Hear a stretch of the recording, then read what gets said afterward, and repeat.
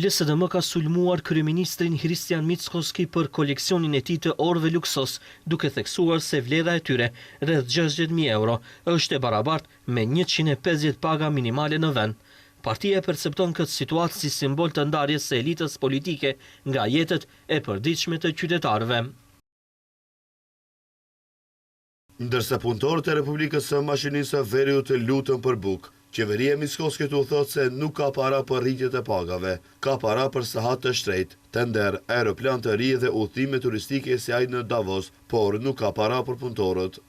Sipas LSDM-s, nëse Mickoski do të kishte vendosur dikur, sot Maqedonia mund të ishte provincë ruse ose koloni kineze, e jo antare e NATO-s. Nga ana tjetër, VMRO DPMN ka reaguar duke mbrojtur liderin e tyre. VMRO thekson se Mickoski ka punuar më parë në sektorin privat të energjetikës dhe ka fituar të ardhurat nga aktiviteti i tij profesional, gjithmonë në mënyrë të ndershme dhe transparente.